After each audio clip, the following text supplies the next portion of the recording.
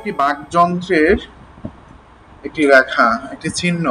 হুম এখানে দেখুন আমাদের কোন বর্ণ কোথা থেকে উচ্চারিত হবে এর একটি বিশদ বিবরণ দেওয়া আছে। তবে পূর্বে একটি কথা বলিনি, এখানে যেই বিবরণটি দেওয়া আছে, যেমন রেখাগুলো যেগুলো আছে 1 2 3 4 5 6 7 8 এরকম যত রেখা আছে, রেখা বরাবর যেই শব্দগুলো দেওয়া আছে, হ্যাঁ, শব্দগুলো যে হুবহু শতভাগ এমন হবে বিষয়টি তা নয়, বরং একটু কিছুটা আকপিছ হয়ে যায়। এবং এটা আমরা ইনশাআল্লাহ বিস্তারিত মুখেই বলে দেব যে এই যে কিছুটা আকপিছ হয়ে যায় কেমন হয় ইত্যাদি বিস্তারিতই বলবো। তবে এটি যদি আমরা সংগ্রহে রাখতে পারি এবং এটি যদি অনুসরণ করতে পারি, তাহলে আশা করি আমাদের কণ্ঠ অনেক অনেক ঠিক হয়ে যাবে এবং উচ্চারণও অনেক শুদ্ধ হয়ে যাবে। আচ্ছা দেখুন, ওখানে যে একটি পিকচার দিয়েছি, এখানে আমরা সর্বপ্রথম যেই 1 নম্বর স্থান রয়েছে, হ্যাঁ, দেখুন 1 2 3 4 5 6 7 8 9 10 11 12 13 14। আচ্ছা, প্রথম যে 1 নম্বর স্থান ধরা হয়েছে এটা হচ্ছে হ এর উচ্চারণের স্থান ধরা হয়েছে। হ্যাঁ, হ, হটা আসলে কোথা কোথা থেকে আসে আমরা আরেকটি ছক দেখবো ইনশাল্লাহ, ওইটা দেখলে আমাদের বাকযন্ত্র সম্পর্কে মোটামুটি একটা ধারণা চলে আসবে। এখানে শুধু উচ্চারণের স্থানগুলো দেওয়া হয়েছে। এবার এখান থেকে আমাদের বিষয়গুলো একটু দেখুন। আমাদের এখানে জিহ্বাকে অনেকগুলো ভাগে ভাগ করা হয়েছে, জিহ্বাকেও ভাগ করা হয়েছে, তারপর আমাদের যে উপরের তালু আছে সেটাকেও ভাগ করা হয়েছে। তার মধ্য থেকে এখান থেকে শুধু আপনাদেরকে একটা ধারণা দেওয়ার জন্য দেখুন, ত থ দ ধ এগুলো হচ্ছে দন্তন বর্ণ, অর্থাৎ যেগুলো দন্ত বা দাঁতের কাছাকাছি থেকে উচ্চারিত হয়। তটা দেখুন একটু, এই যে 8 নম্বর যেটা এখানে আপনাদের ছকের মধ্যে 8 নম্বর যেটা, এটা হচ্ছে নাকের নিচে আমাদের ঠোঁট। হ্যাঁ, ঠোঁটের পরেই দেখুন একটু উঁচু জায়গা আছে, এটা হলো দাঁত। আর দাঁতের পরেই দেখুন, অর্থাৎ যেটাকে দন্ত মূল বা দাঁতের গোড়ালি বলা হয়, এই জায়গা থেকে আমাদের ত থ দ ধ এই বর্ণগুলো উচ্চারণ হয়। সবাই একটু উচ্চারণ করবে। তারপর আচ্ছা, আমরা দেখতে পাচ্ছি আমাদের দন্তমূল বা দাঁতের গোড়ালির স্থান থেকে কয়েকটি বিষয় উচ্চারিত হচ্ছে, তার মধ্য থেকে ত থ দ ধ। এরপর উপরের যেই লাইনটি উপরে চলে গেছে সোজা 7 নম্বর লাইন, এটা একটু দেখুন, এখানে আছে ন র ল স। এই যে স, এটাকে তো আমরা দন্ত স বলি, তাই না? স কয়েক প্রকার থাকার কারণে এটাকে আমরা দন্ত স বলি। হ্যাঁ, কিন্তু ল যেহেতু কোনো প্রকার নেই, এজন্য আমরা লকে দন্ত ল বলি না, অথচ এটা এই দন্তের কাছ থেকে উচ্চারিত হয়। একইভাবে র ন, র যদিও সবগুলো এই একই জায়গায় কাছাকাছি থেকে উচ্চারিত হয়, একটু শুধু এর মধ্যে অল্পপ্রাণ মহাপ্রাণ ধ্বনির কারণে এমন হয়ে যায়। অল্পপ্রাণ মহাপ্রাণ ধ্বনি মানে, অল্পপ্রাণ ধ্বনি হলো যার মধ্যে আপনার আমাদের মুখ থেকে বায়ু নিঃসরণটা একেবারে কম হয়, মহাপ্রাণের মধ্যে একটু বেশি হয়। যেমন মনে করুন যে একটা হচ্ছে র র, হ্যাঁ, বয়ে বিন্দু র। আর যদি আমরা আরেকটা আছে না বড় বড়, এটাও কিন্তু অল্প প্রাণ ধ্বনি। হ্যাঁ, বড়, এটার মধ্যে ধ্বনিটা আর একটু বেশি হয়। আর যেটা মহাপ্রাণ ধ্বনি সরাসরি ঢয় বিন্দু র, হ্যাঁ, যেমন দৃঢ় দৃঢ়, এখানে ওই যে ধ্বনিটা বা আমাদের মুখ থেকে বায়ুটা অনেক বেশি বের হয়। বুঝে আসছে? আচ্ছা, ওদিকে যাচ্ছি না, আমাদের মূল কথা হচ্ছে দন্তের কাছ থেকে কোন কোন বর্ণ উচ্চারিত হয় আমরা এগুলো দেখি। দেখুন, এই আয়নার সামনে কিন্তু বসতে বলেছিলাম আরো আগেই। যারা ক্লাসে আছেন নিয়মিত আয়নার সামনে বসবেন, বসে বসে ক্লাস করবেন, শুয়ে শুয়ে নয়। হ্যাঁ, ত থ দ ধ এই 4টি বর্ণ এখান থেকে আসলো। আবার দেখুন আরো 4টি বর্ণ আসে, ন র ল স। অনেকে এই যে শটা, এই স বলার সময় এটা কিন্তু আমরা দন্তে বা দাঁতের সাথে যুক্ত করে উচ্চারণ করছি না, বরং দাঁতের কাছাকাছি গোড়ালি থেকে অনেকে ছটাকে নিয়ে কি করে, এই ছটাকে নিয়ে দাঁতের গোড়ায় যুক্ত করে দেয়, তখন হয়ে যায় কি, যেমন সবুজ সবুজ, তারপর সুন্দর অনেক সুন্দর, হ্যাঁ, এইরকম চাষা এইরকম হয়ে যায়। হ্যাঁ, আচ্ছা, কিন্তু এমন হবে না, বরং দাঁতের গোড়া থেকে সুন্দর, হ্যাঁ, সুন্দর।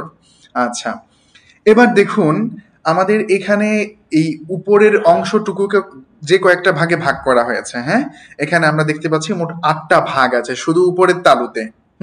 আর এটাকে আমরা এভাবেও ভাগ করতে পারি। আপনার জিহ্বাটা দেখুন, এটা তো অনেক গভীর থেকে এসেছে, ভেতর থেকে এসেছে, ভেতর থেকে এসে সামনে ওটের পিঠের মতো উঁচু হয়ে আবার নিচে নেমে গেছে। এটা কারো হাত পরিষ্কার থাকলে হাত দিয়ে দেখতে পারেন। হ্যাঁ, হাত পরিষ্কার থাকলে, অন্যথায় দেবেন না। মানে আমাদের জিহ্বাটা একটু ভেতর থেকে এসেছে, তাহলে ভেতর থেকে উঠে উপরে একটু উঁচু হয়ে আছে, তারপর সামনে সোজা গিয়ে আবার নিচে নেমে গেছে। বুঝেছেন কথা? আচ্ছা, এই হয়েছে জিহ্বার কারবারিটা। এখন এই তিনটা অংশকে আমরা মূলত তিনটা ধাপেই ভাগ করি। এক, মাঝের যে অংশটা, হ্যাঁ, মাঝের এই অংশের তুলনায় একটা হবে পেছনের অংশ, আরেকটা হবে সামনের অংশ। বুঝে আসছে? এই যে ওটের মতো উঁচু যে স্থান, এর সামনের অংশ হচ্ছে সম্মুখ ভাগ, পেছনের অংশ হচ্ছে পেছনের ভাগ। এবার এই ভাগ অনুসারে আমরা পড়ব। দেখুন, সম্মুখ ভাগটাকে আমরা আবার 3 ভাগ করি, 5, 6, 7। না, 5, 6, 7, 8 4 ভাগ করতে পারি। দেখুন এবার 6 নম্বর ভাগ, অর্থাৎ এটা হবে আপনার এই যে আমাদের দেখুন জিহ্বাটাকে দাঁতের গোড়ালির সাথে যুক্ত করুন, উপরের পাটি, হ্যাঁ, উপরের পাটির সাথে যুক্ত করুন জিহ্বাটাকে। এবার উপরের পাটি বলতে দাঁতের গোড়ালি আর কি। এখান থেকে টেনে বরাবর যে জায়গা থেকে আবার উপর দিকে উঠে গেছে এই শেষ মাথায় আনুন। বরাবর যে জায়গায় উপর দিকে উঠে গেছে সেই জায়গায় আনুন। হ্যাঁ, এই যে একটু টেনে দেখুন সোজা সমান্তরাল, তারপর আবার একটু উপরে উঁচু হয়ে গেছে। এই যে জায়গাটা, এইটা হচ্ছে আমাদের ষষ্ঠ জায়গা। যেমন চ, ছ, জ, ঝ। এই যে বর্গীয় জ যেটা, এটা হচ্ছে অল্প প্রাণ ধ্বনি, এর মধ্যে বেশি ধ্বনি উচ্চারিত হবে না। আর যেটা ঝ আছে, ঝ ঝ, খুব বায়ু তাড়িত হয়ে বের হবে। বুঝে আসছে? এই সবগুলো কোন জায়গা থেকে উচ্চারিত হচ্ছে? আমাদের জিহ্বাকে বিভক্তি করলে, ভাগ করলে, এই যে উপরের অংশটুকুকে সমান্তরাল হয়ে উপরে যে জায়গাটুকু চলে গেছে এই জায়গা থেকে হবে কি? চ, ছ, জ, ঝ, স, তালব্য স। বুঝে আসছে কথা? আচ্ছা, তাহলে আমাদের অনেকগুলো বর্ণ হয়ে গেল। এখান থেকে 4টা হয়ে গেল, ওখান থেকে আরো 4টা হয়ে গেল, এখানে 5টা হয়ে গেল। বুঝে আসছে কথা? মোট 13টি বর্ণ হয়ে গেল। এবার দেখুন জিহ্বার মাঝখান, এখন এটা হয়ে গেল বলতে আমাদের সবার উচ্চারণ কিন্তু এখনো শুদ্ধ না। অনেকেই শকে সবুজ সবুজ গাছে ঘুরে বেড়াই, এরকম উচ্চারণ ভুল আছে, এগুলো আমরা সংশোধন করব। বাদ বাকি এই ছকটি আমরা যখন আমাদের মাখরাজগুলো ভালোভাবে অনুশীলন করব, তখন এই ছকটিকে আপনাদের ফলো করতে হবে এবং এটাকে সামনে রাখতে হবে। আচ্ছা, তারপর দেখুন, আমরা যদি জিহ্বার সম্মুখ ভাগের প্রথম অংশ অর্থাৎ 5 নম্বর অংশটুকু দেখি, তখন আমাদের এখানে মোট 6টি বর্ণ উচ্চারিত হচ্ছে। কি? ট, ঠ, ড, ঢ, র, র। ট, ঠ, ড, ঢ, র, র। এটার উচ্চারণটা আরো কিভাবে বলতে পারেন? আর এইচ ও। উচ্চারণটা এমন হবে, আর এইচ ও, র, র, ঢয় বিন্দু র যেটা, এটার উচ্চারণটা আর এইচ ও, র। তাহলে র, র, র। বুঝে আসছে কথা? পার্থক্যটা বুঝেছেন? একজন বলুন তো দেখি। আচ্ছা, অসুবিধা নেই, আমরা ইনশাল্লাহ সামনে আরো আলোচনা আসবে এগুলোর। আচ্ছা, একটা হচ্ছে র, র, হ্যাঁ, যেমন কর, পর, হ্যাঁ, তাহলে কর এটা হচ্ছে স্বাভাবিক, আরেকটা পর এটা আরেকটু দৃঢ়। এরপর আমাদের যেটা সরাসরি র, র, আর এইচ ও, ঠিক আছে, র, এভাবে হবে। তারপর দেখুন, এবার আমাদের জিহ্বার, আমরা তো মাঝখান ওটের মতো যেই অংশটুকু, এর মাঝখান থেকে সম্মুখ ভাগ পড়লাম। এবার পেছনের ভাগটি অনুসরণ করুন। অন্তস্তীয়, হ্যাঁ, অন্তস্তীয়। এখন অন্তস্তীয় এটা তো আমাদের পুরো একটি বর্ণের নাম।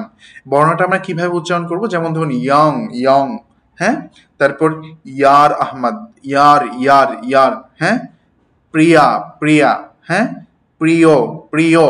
এই অংশটুকুর মধ্যে সবচেয়ে বেশি চাপ প্রয়োগ হয় আমাদের জিহ্বার পেছনের অংশ থেকে, হ্যাঁ, প্রিয়, ইয়ো, ঠিক আছে, ইয়ো, ইয়ার, হ্যাঁ, প্রিয়ার, মিয়ার। বুঝে আসছে কথা? আচ্ছা, তারপর দেখুন আমাদের একদম গলার কাছাকাছি অংশ, হ্যাঁ, বা একদম বলতে পারি যে গলার সূচনা লগ্ন থেকে কি উচ্চারণ হচ্ছে? ক, খ, গ, ঘ, ওঙ্গ। একটা ভালো গুরুত্বপূর্ণ বিষয় দেখুন, আমি একটা ছোট্ট পরীক্ষা নিই, হ্যাঁ, খোদ অভিধানেও উ, ম, উঙ্গ দুটোই লেখা আছে, হ্যাঁ, এর মধ্যে থেকে আসলে সঠিক কোনটা? এমনকি বাংলায় অনেকগুলো বইয়ে, আমার তো আল্লাহর রহমতে বাংলা ব্যাকরণের উপর টোটালি বই আশা করি 2023-এর মধ্যে যা কিছু বের হয়েছে টোটালি পড়াশোনা শেষ। তো এর মধ্য থেকে প্রায় 90% বইয়ের মধ্যে এই উ, ম অথবা উং অ এটা লেখা হয়েছে, অথচ এর সঠিক উচ্চারণটা হবে ও গ, শেষে একটা গ হবে, ও গ, ও গ। এখন কথা হলো যে সব জায়গায় উ ম উ অ লেখার পরেও কেন এটাকে উ গ পড়বো? হ্যাঁ, উ গটা পড়ার কারণ কি?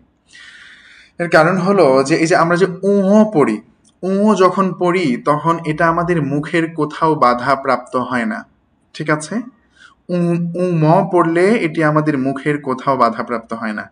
এখন বলুন, শব্দটি বর্ণটি যদি মুখের কোথাও বাধাপ্রাপ্ত না হয়, তাহলে এটি কোন বর্ণ হয়? স্বরবর্ণ না ব্যঞ্জন বর্ণ? স্বরবর্ণ। স্বরবর্ণ, অথচ উ একটি ব্যঞ্জন বর্ণ। এখন ব্যঞ্জন হবার জন্য মুখের কোথাও না কোথাও বাধাপ্রাপ্ত হতে হবে। এজন্য যারা ধ্বনি বিজ্ঞান সম্পর্কে পড়েছেন, আব্দুল হাই একজন লেখক আছেন, ধ্বনি বিজ্ঞান ও বাংলা ধ্বনি তত্ত্বের লেখক, এবং তিনিই লিখেছেন ব্যবহারিক বাংলা। হ্যাঁ, ব্যবহারিক বাংলা, একটা তো আছে ব্যবহারিক বাংলা অভিধান, ওটা না, আরেকটা আছে শুধু ব্যবহারিক বাংলা। অর্থাৎ ওইটা বাংলা বানানের রীতিনীতি সংক্রান্ত। কথা হচ্ছে এই যে ব্যবহারিক বাংলা, এটা লিখেছেন দুইজন মিলে, একজন হচ্ছে আবুল ফজল সাহেব, আরেকজন হচ্ছে রেজাউল করিম। এই দুইজন আবার যৌথ প্রযোজনায় অনেকগুলো বই আছে ওনাদের। আরেকটা আছে এই যে কাব্য সংক্রান্ত একটা বই আছে, সাহিত্য অলংকার, পুরোপুরি নামটা আমার এখন স্মরণ নাই, বাংলা সাহিত্যের অলংকার বা এরকম একটা নাম হবে। তো এই দুইজনে ওই বইটাও লিখেছেন একত্রে। আর এই যেটা বাংলা ধ্বনি বিজ্ঞান ও ধ্বনি তত্ত্ব, এটা আবুল ফজল একা লিখেছেন।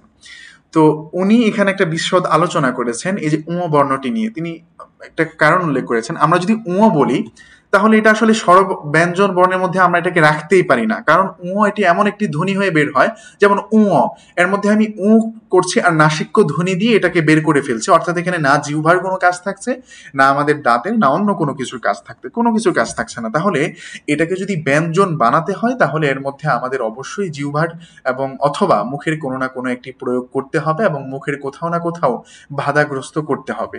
এজন্যই তিনি এই বর্ণের আরো বিশদ আলোচনা আছে, আপনাদের এখানে সংক্ষেপে বললাম যেন সবাই বোঝেন। তো এই জন্য তিনি এটাকে আখ্যা করেছেন, এটা মূলত উং নয়, এটা হবে উঙ্গ। বুঝে আসছে? উঙ্গ, কিন্তু এই উঙ্গ এভাবে বলতে হবে না, বলতে হবে উঙ্গ, উঙ্গ। এই বুঝে আসছে কথার কি উচ্চারণটা? এই যে এই ভুল করবেন না, উঙ্গ না। দেখুন আমি কিভাবে বলি, উঙ্গ, উঙ্গ নয়, উঙ্গ। কিন্তু এটার উচ্চারণটা কেমন হয়? যেমন রাঙামাটি, আমরা এভাবে পড়ছি।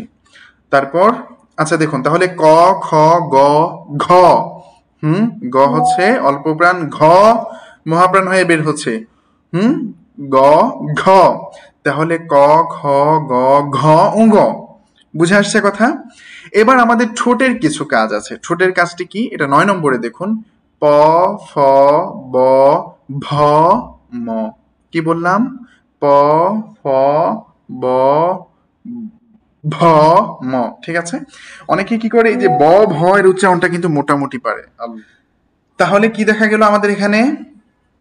হ্যাঁ, আমরা এই বর্ণগুলোর উচ্চারণ এই মুহূর্তে জানতে পারলাম এবং কোনটা কোথা থেকে উচ্চারিত হয় এটাও বুঝলাম। এবং আমরা আরো একটি গুরুত্বপূর্ণ বিষয় জানলাম, এটা হচ্ছে অঙ্গ সম্পর্কিত, কারণ এটাকে আমাদের ব্যঞ্জন বর্ণের মধ্যে অন্তর্ভুক্ত করতে হবে। ঠিক আছে? স্বরবর্ণ সমূহের নাম একটা হচ্ছে, এখানে লেখা আছে কি স্বর অ, তাই না? এটাকে স্বর অ পড়া যায়, স্বরে অ পড়া যায়। দুটো কেন পড়া যায়? কারণ হলো মূলত স্বর অ যেটা, এটার মানেই হচ্ছে স্বরের অ, যেটা স্বর থেকে আসে।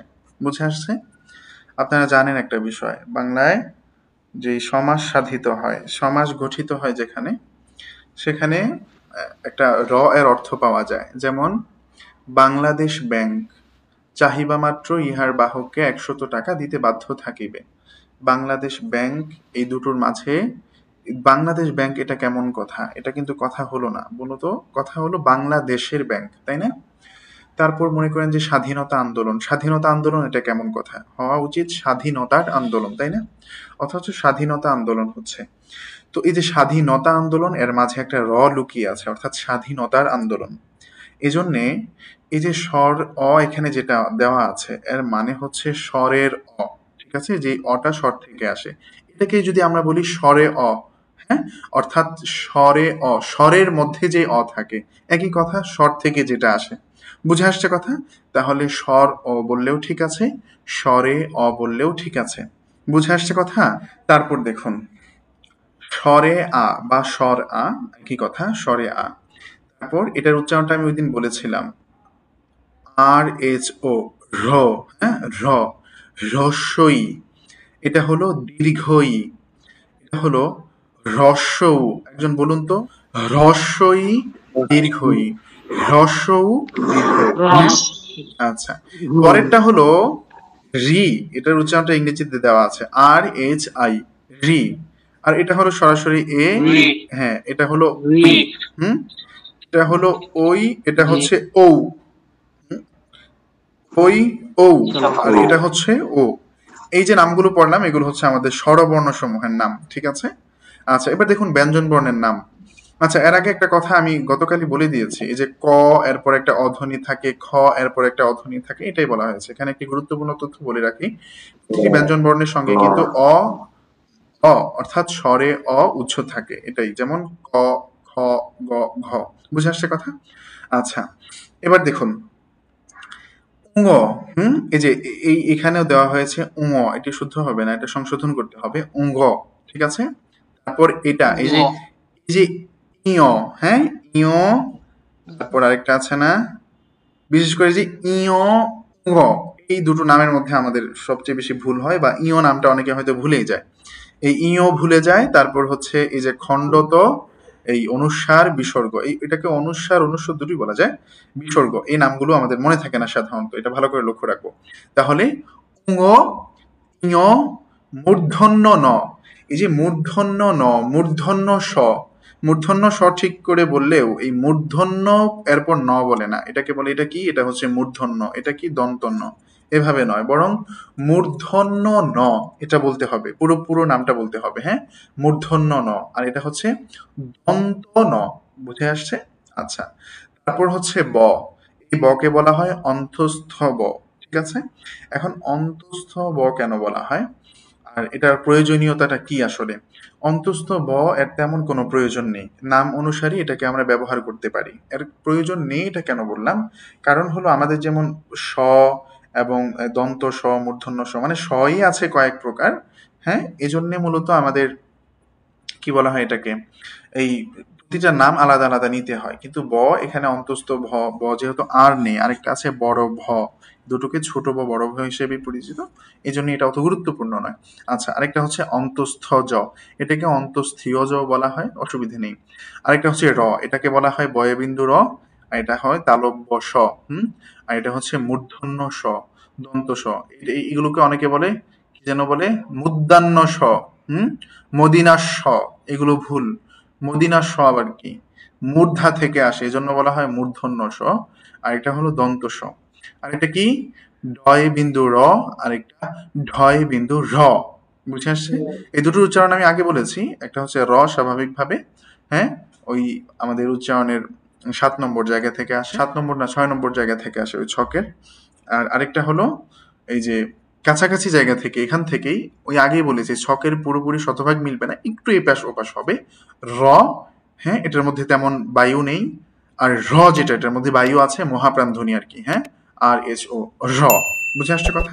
আচ্ছা, তারপর দেখুন, তারপরটা কি অন্তঃস্থীয়, এটা তো বললাম, অন্তঃস্থীয় বা ইয়, ইয় একই কথা। আর এটা হলো খণ্ডত, এটা হচ্ছে অনুস্বার, অনুস্বার অনুস্বর দুটো